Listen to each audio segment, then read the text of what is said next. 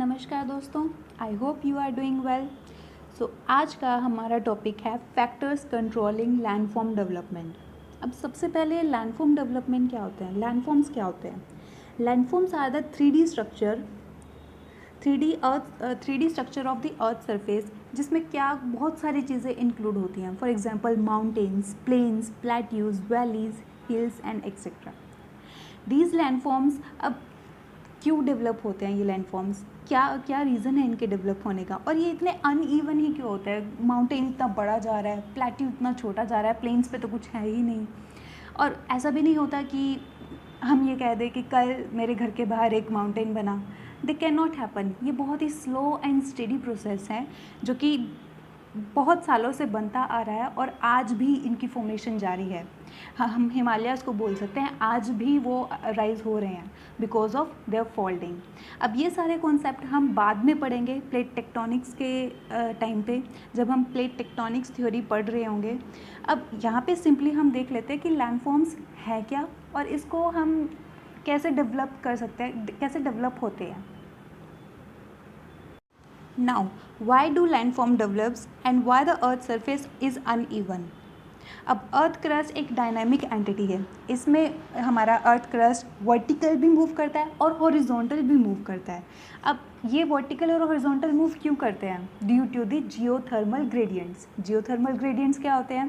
These are the internal energy and external energy. Internal energy जो ज़मीन के अंदर से लगती हैं, एक्सटर्नल एनर्जी जो बाहरी प्रेशर होता है, जो सनलाइट से प्रेशर आता है कई बार, तो इसको हम एक्सटर्नल एनर्जी बोलते हैं। अब इंटरनल एनर्जी बहुत अनयूनिफॉर्म होती है, यूनिफॉर्म नहीं होती, और this is the basically reason कि हमारे हाईलैंड्स या जो हमारे लैंडफॉर्म्स हैं वो कभी अनइवन हैं।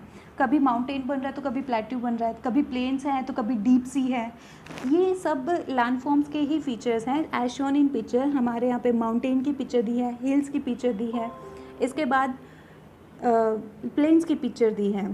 अब एक्सटर्नल फोर्सेस क्या होते हैं? इंटरनल फोर्सेस में बेसिकली क्या क्या आता है, जब प्लेट टेक्टोनिक्स थ्योरी में हम पढ़ेंगे कि एक्सटर्नल फोर्सेस का मैंने आपको पहले भी बताया था। These are basically come from sunlight.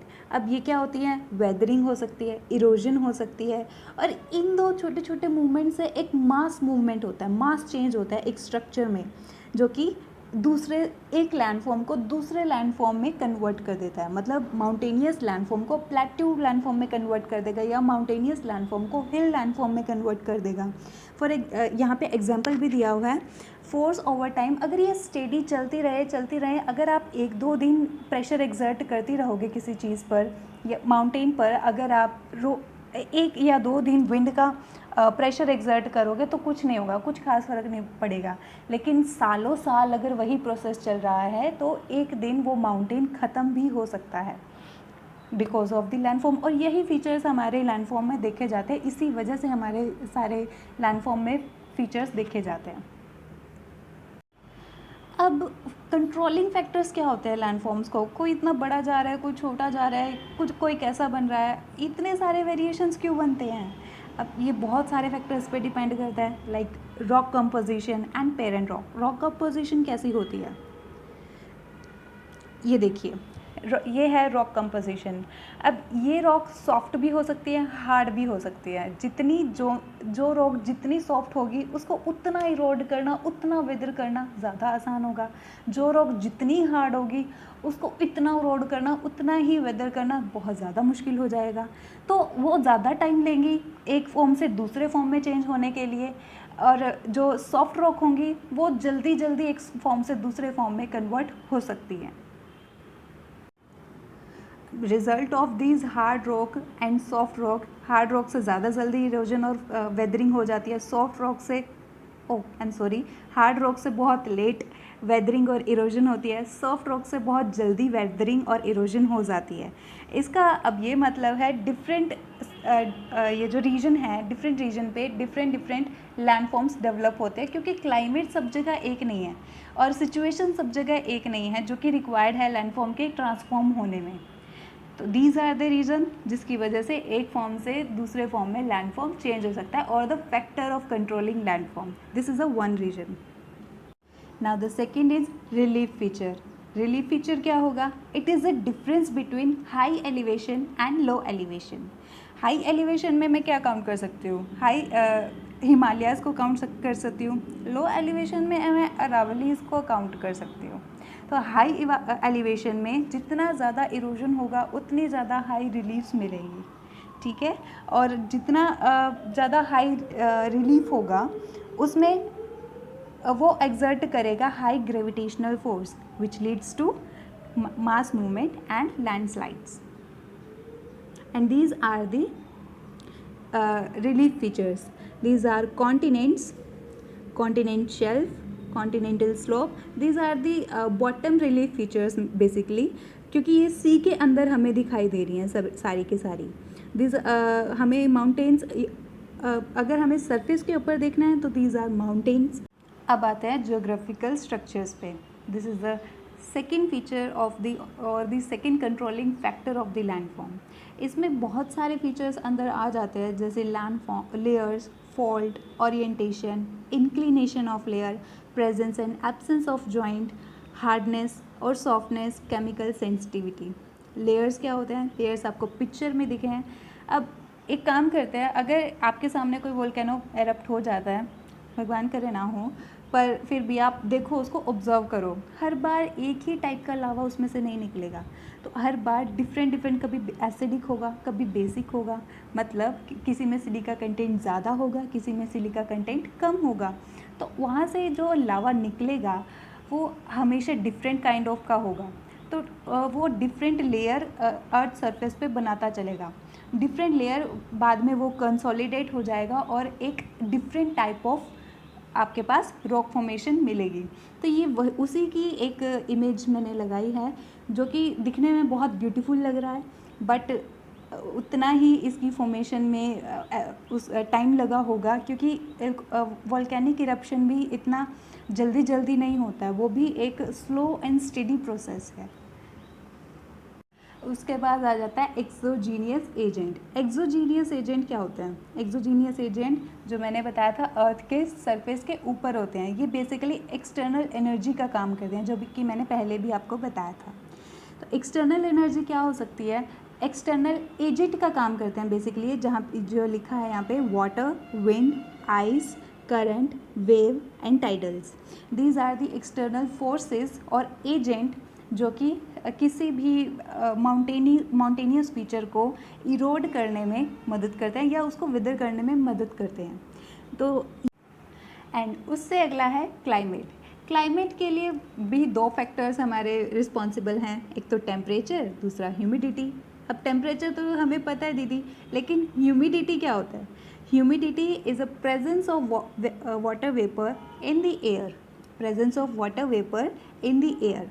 अब जितना ज़्यादा ह्यूमिडिटी होगा उतना ही केमिकल और बायोलॉजिकल वेदरिंग पॉसिबल है, और जितना ज़्यादा रेनफॉल होगा, जितना ज़्यादा विंड स्पीड होगा, उतनी ज़्यादा इरोजन एक्टिविटी होगी। अब जितना हमारा हाई टेम्परेचर होगा, that will cause the rock to expand and contract. अब ये क्या फिनोमिना है? मैं एग्जांपल ले लेती हूँ रेगिस्तान का। रेगिस्तान में क्या होता है? मोस्टली हमने देखा है कि रात को ठंड पड़ती है, कड़ाके की ठंड, और सुबह या दिन में कड़ाके की गर्मी पड़ती है, मतलब बहुत ज़्यादा गर्मी पड़ती है। तो वहाँ पे रात को इतनी ज़्यादा ठंड पड़ती है कि कभी कभी वहाँ पे बर्फ़ जमने लग जाती है। तो बर्फ़ अगर सब जगह जम रही है तो रॉक के फोल्ड्स के अंदर भी तो जमेगी। रॉक के फोल्ड्स को वो कवर कर देते हैं, मतलब कॉन्ट्रैक्ट कर देते हैं, वहाँ पे कुछ भर जाता है। लेकिन जब सुबह होती है तो वही पानी बन के पिघल जाता है। तो इस बार बार के कॉन्ट्रैक्शन और एक्सपेंशन के, क्योंकि ये डेली बेसिस पे हो रहा है, डेली बेसिस पे वहाँ पे ठंड पड़ती है, डेली बेसिस पे वहाँ पे गर्मी पड़ रही है, तो उसकी वजह से भी रॉक की फॉर्मेशन में फॉल्ट्स आ जाते हैं। ये फॉल्ट्स का फैमिला है, ये क्लाइमेट का फिनोमिना है। और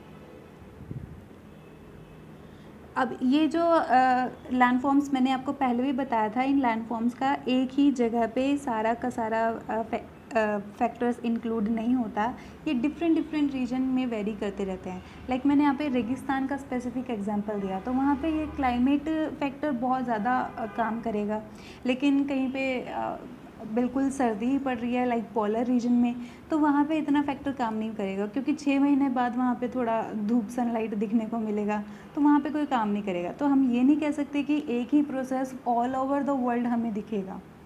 And the process of landform development is different even with the same climatic zone, because intensity of rainfall and temperature are not the same. Okay,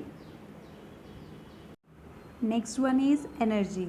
energy अब कैसी हो सकती है, मैंने आपको पहले भी बताया है। देखिए टॉपिक्स ये सारे रिपीटेड होते जा रहे हैं, वही टॉपिक घुमा फिरा के दोबारा दिए जा रहे हैं।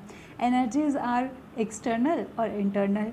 अब इंटरनल एनर्जी में मैं थोड़ा आपको डीपली बताना चाहूँगी। यहाँ पे होते हैं डिफरेंसेस, एक तो कन्वर्जेंट कन्वेक्शन सेल का और डाइवर्जेंट कन्वेक्शन सेल का।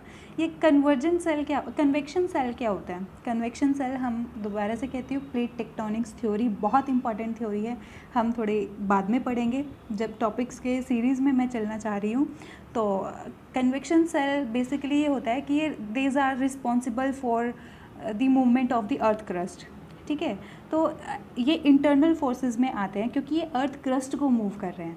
और दूसरा एनर्जी क्या होता है? एक्सटर्नल। एक्सटर्नल का मैंने आपको पहले भी बताया था, जैसे टेम्परेचर, विंड, प्रेशर वेरिएशंस।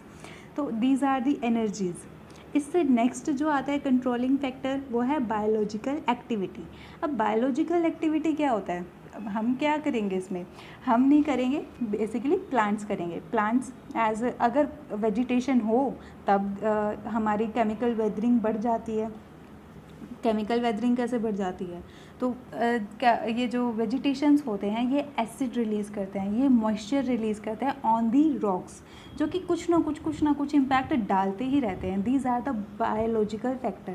अब कहो कि अगर वेजिटेशन ना हो तो हमारी इरोजनल एक्टिविटी बहुत बढ़ जाएगी। इरोजनल एक्टिविटी कैसे बढ़ जाएगी? फॉर एग्जांपल मैं एक प्लॉट ले लेती हूँ, छोटा सा प्लॉट है मेरे पास, मैंने उसके अंदर बहुत सारी मिट्टी डाल दी। अब मैं उसके इरोजन को रोकना चाहती हूँ, कैसे रोकूँ?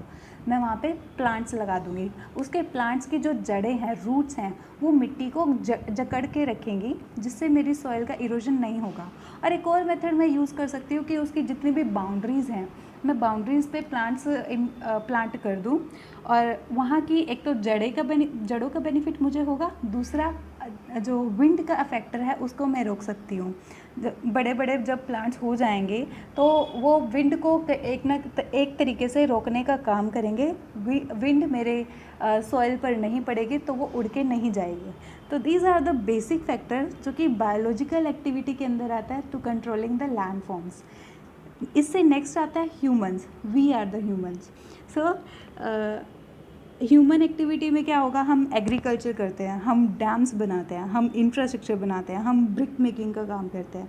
इतने सारी डेवलपमेंट एक्टिविटीज़ हम खुद के लिए कर रहे हैं, लेकिन ये इम्पैक्ट कहीं ना कहीं हमारे लैंडफॉर्म्स के ऊपर डालती हैं।